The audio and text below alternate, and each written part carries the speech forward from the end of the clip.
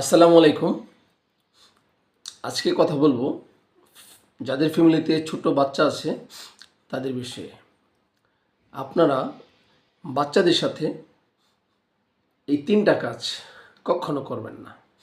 Number 1 হচ্ছে বাচ্চাদের সাথে কখনো মিথ্যা বলবেন না। আজকে যদি আপনি বাচ্চাদের সাথে মিথ্যা বলেন তাহলে বাচ্চা আপনার কাছ থেকে মিথ্যাটা শিখে ফেলবে। কারণ প্রত্যেকটা বাচ্চারই সবচেয়ে লার্নিং সেশন হচ্ছে তার পরিবার, তার ফ্যামিলি। নাম্বার 2, বাচ্চাদেরকে কখনো মিথ্যা আশ্বাস দিবেন না। অনেক সময় বাচ্চারা পড়তে চায় না, দুষ্টামি করে। আমরা কিন্তু বলে ফেলি যে তুমি যদি এই পড়াটা শেষ করো তোমার জন্য একটা খেলনা গাড়ি নিয়ে আসবো অথবা মজা নিয়ে আসবো। পরবর্তীতে কিন্তু আপনি সেটা যদি না নেন সেটাই হবে মিথ্যা আশ্বাস।